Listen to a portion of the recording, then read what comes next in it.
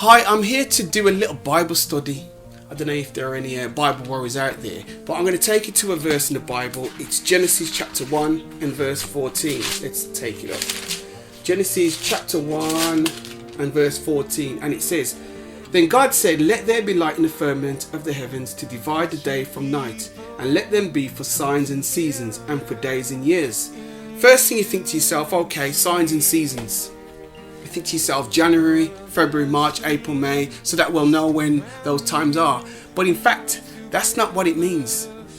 If you go into your Hebrew concordance, as we know, the Bible was originally written in Hebrew. So what we're seeing there, the word signs and seasons, is an actual translation. And I don't know if you can see my iPad here, but you've got the word Moed. That means seasons. Yeah, that's the word that they use for seasons. And the word for signs is called oath. If we bring it up here. Here we go. The word oath means signs. Yeah? So that word oath means signs. Now when you do your research, you look into what those words mean. The word oath actually means, it actually means to distinguish a mark, a banner, a warning, a token, a signal, a beacon. That's really, really, really important, because what we're saying here is that the Most High God, Yahweh, has actually put a sign in for us. But what are those signs? The signs that he's put is what's called, it's the season. But we know that the word season doesn't really mean the seasons as we know it. It means Moed, as we've just explained here. Moed. Yeah? And Moed actually means, it means appointed times. It means his feasts. And you might be thinking, what are you talking about? Well, let me explain.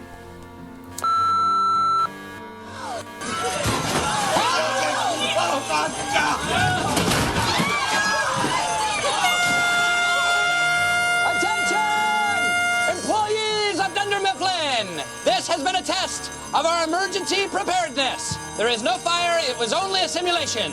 What? Fire, not real. This was merely a training exercise.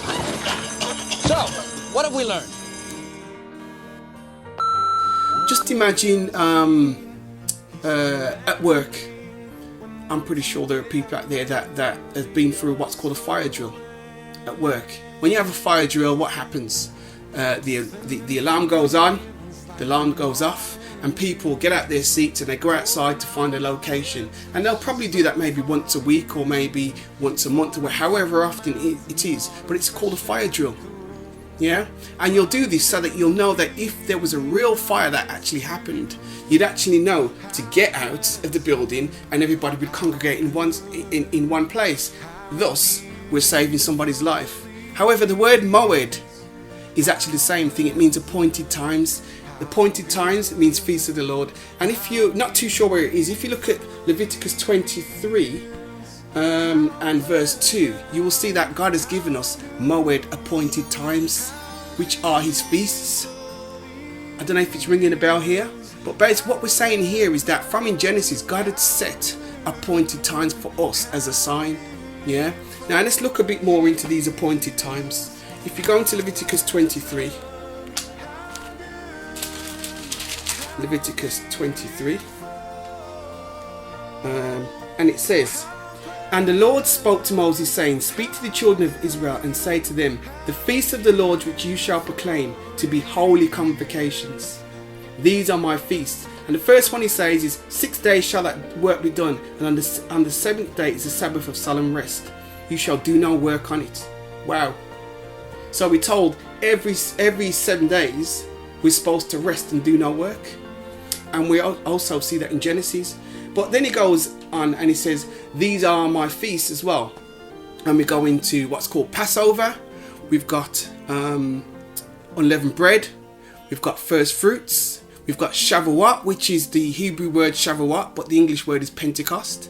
Then we've got trumpets. Then we've got atonement. And we've got Sukkoth. Sukkoth with the wedding supper of the Lamb. I don't know if anything's ringing here, but what we see in Genesis is when God actually created the signs and seasons, the firmament for light, for signs and seasons, the first thing we think to ourselves, okay, well, that's just so that we'll know when the months are. But it's not. It's so that we know when to celebrate his feasts. And if you don't know anything about the feast of the Lord, why we should be celebrating it? Because every single one of them, right through from Passover, unleavened bread, first fruits, trumpets, atonement, Sukkoth, every single one of them, there are 7 feasts there, will point to the Messiah. Yeah? And they are prophetic things that he's going to fulfill. He's actually fulfilled Passover, unleavened bread, first fruits in Shavuot. He's fulfilled those, but he hasn't fulfilled the other 3, which is trumpets when he comes, atonement when he gets rid of Satan, although there is a part of atonement that has been fulfilled, but it hasn't been completely fulfilled. And then we have Sukkoth, which is a wedding supper of the Lamb, when we all sit down and celebrate and feast, and the New Jerusalem's here. So I'm asking you to study, check it out for yourself. As I say, Genesis chapter 1 and verse 14. And let me just leave this with you before I go.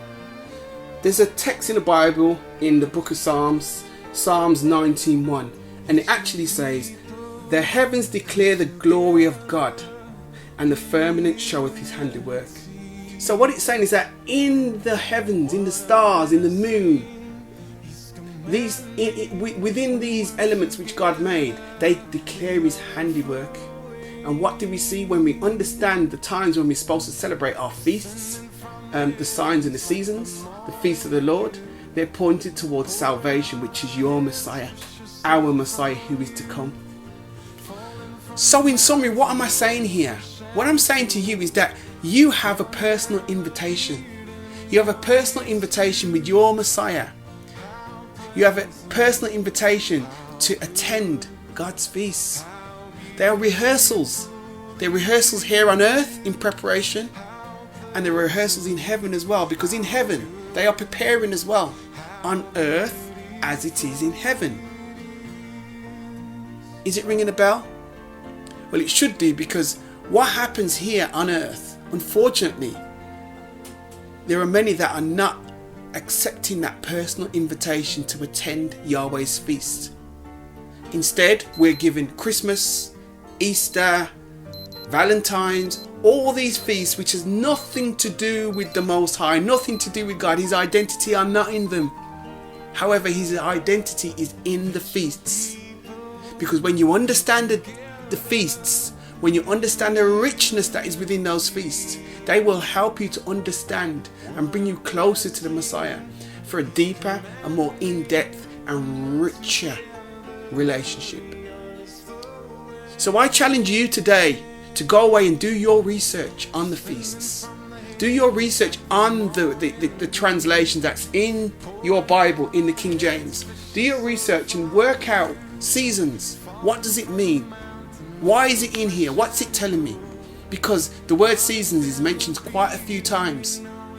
And you'll find that a lot of the times it is in reference to the feasts of Yahweh, appointed times. I'd like to say to you all, Shalom. I'm going to be doing more little clips like this, bite-sized chunks of Bible studies. So enjoy your study, and Shalom. Peace be with you.